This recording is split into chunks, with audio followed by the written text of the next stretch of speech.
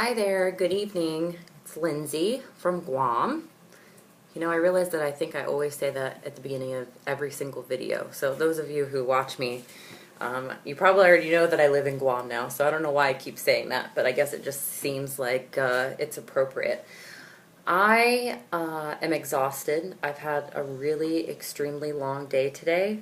I have been up since about 5. It's currently after 9 o'clock here, 20 after 9.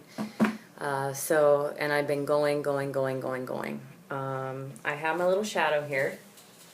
Little Miss Seda, when she saw I was coming in here, she hurried up and ran in the door before I could close it. You want to say hi? Huh? You want to say hi? I know, you're so sweet. So, there was a request the other day. I still have another tag that I'm going to do. I just am too tired to look up the questions right now, so maybe tomorrow. So what I'm going to talk about tonight is the story about how my husband and I ended up in Guam. I graduated from graduate school with my doctorate in clinical psychology from Wright State University in Dayton, Ohio in 2010. And between 2009 and 2010, I was in Florida with my husband. We got married in 2009, October 17th, 2009 actually. We're coming up on 5 years this year. And in February of 2010, I accepted a position at a VA in Ohio, and I was going to be doing research on acceptance and commitment therapy for the Department of Defense and the VA. And my understanding when I first agreed to take the job was that it was going to be a government position, you know, so if you're working for DOD and VA, like, why wouldn't it be a government position, right? And that I was going to have federal benefits, blah, blah, blah, blah, blah. So I didn't finish my internship until the end of July. Mid-July, right before I was getting ready to fly home to graduate, and then my husband was going to drive back down to Florida with me. He had actually gone to Ohio at the beginning of June. He quit his job, went up to Ohio to look for a place for us to live, and found an apartment, put a deposit down on an apartment, and was looking for work. And so I flew home mid-July to graduate and walk with my class, and then he was going to drive back down to Florida with me, which we did. About a day or two before I was getting ready to go home to Ohio to graduate, I found out that I wasn't going to be a federal employee. I was going to be something else. I don't even know what they would call it. I was going to be paid through a grant, which was fine. I was okay with that part, except for they wanted to pay me $20,000 less a year than what they originally had told me. And I wasn't going to have a benefits package. And I was freaking out because, you know, my husband had already quit his job. In 2 weeks, I was going to be unemployed as well. And, you know, we had everything set up. And this was supposed to be a 2-year commitment. And so, of course, I was freaking out. And also, at that point, the grant money hadn't even come through. So even if I was okay with all of that stuff, the money wasn't even there to pay me. And I was supposed to start like the second week of August or something like that. So nonetheless, I was freaking out. So was my husband. And it was stressful enough to have to go home and to wrap everything up at internship to find out that now you don't have a job that you thought you had for 5 months. So I graduated, just enjoyed my time there, and in the meantime, all of my mentors at the VA where I was at in Florida, they were so awesome. They just went to work. The chief psychologist there called all of the chiefs of psychology that she knew at all the VAs around different parts of the country, and by the time I had gotten back home, I had several people that were calling to see if I was interested, and I was talking with several of them and had started doing interviews and things like that.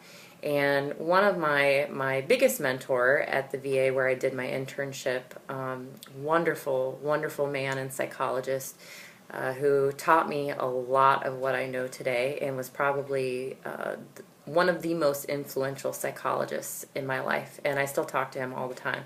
I have to tell you another story about him when I first got to Guam. It's pretty crazy. And anyways, his name is Dr. Kazar. And Dr. Kazar is like, well, you got all these things going on. What about going to Guam? And I said, Guam? I don't even know where Guam is. I know it's an island in the middle of the ocean somewhere, but I don't even know what ocean for sure. And, I kind of just laughed it off as a joke. And he was telling me that he went to school with a guy, like 30 plus some years ago, who was currently living in Guam and was a federal monitor for the community mental health center here. And so, I just kind of laughed it off and joked about it. And I went home and I said something to my husband, and he's like, well, we don't have any kids. We're young, and we look up Guam on the internet, and we realized it was this beautiful tropical island. And we started thinking, well, why not Guam? And so we started looking into it more. We read online that basically there's like snakes coming out of the walls and the toilets and all of that stuff, which is absolutely ridiculous. I think I've maybe seen 4 snakes the whole time since I've been here. But of course you're like scared to death coming to, an island on the other side of the planet and thinking that there's snakes coming out of every crevice. So that was pretty funny, but you hardly ever see them except for if you live next to the jungle, and even then it's rare. So, I started talking to the psychologist that was here, and he was telling me a little bit about Guam and the circumstances of the community mental health center. Has it been 7 minutes already? Oh my gosh. Okay, I'm going to try to wrap this up. There might have to be a part 2 to this. So, anyways, we ended up, I had to move home. We lost the deposit on the apartment. It was an incredibly difficult decision. What they were offering here was very appealing, but we also knew we'd be moving away from our family, and we thought that we were going to be starting our own family and buying a house and starting our life and all of that stuff. And then, the other job, they were really trying to continue to get me to go there. Like, they had this idea they were going to hire me through university, and I was going to have all the benefits, and they got the pay issue addressed, and then supposedly the grant money came through. But at that point, I was so upset that I had been misled. I wasn't sure that I could trust them. And so a few months later, my husband and I jumped on a plane and basically sold pretty much most of what we owned, besides all my books. I would never get rid of those.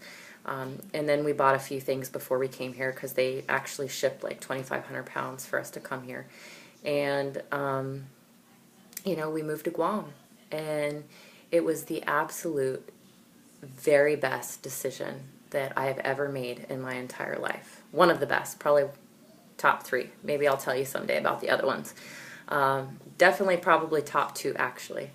So, I have learned so much since I've been here. It's just incredible. And had I taken that job, you actually know what happened with that job? So get this, one of my colleagues in graduate school that I graduated with actually took that job. And after a year, he contacted me through Facebook and told me that it was awful. I mean, just awful. He wasn't getting the experience that he needed, the supervision that he needed for his postdoc hours in order to get licensed. And he wasn't even on the same floor as the clinic. It was actually a PTSD, post-traumatic stress disorder clinic where he was working at. And he was, his office was basically an old janitor's broom closet and was teeny tiny as you can imagine. And he ended up leaving that job after about a year. And so talk about an amazing blessing in disguise. That was one of the biggest learning experiences of my entire life to, just trust a higher power. And, I'm not going to get all religious on you here, but,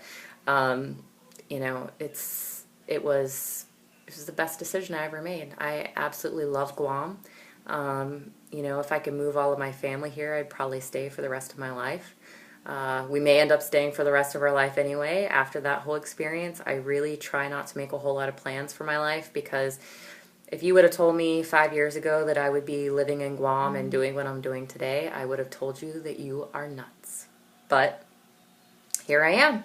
So that's how my husband and I came to Guam. And, you know, I have to tell you a little bit more about the story when I first got here as well. It's pretty interesting and kind of funny. But I'll save that for another Veda, since it's already 10 minutes. Holy cow, time flies. I must be really extremely chatty tonight. Anyway, I love all of you guys. Thank you so much for all of your videos. And also, on another positive note, I purchased my own kit today to be a health coach, because there are so many people here asking me what the heck I'm doing, that I've lost so much weight in such a short period of time. And I'm so excited about this program that, you know, I really decided to give coaching a try. And so, yay! All right, I'll talk to you guys later. Have a good night. Bye.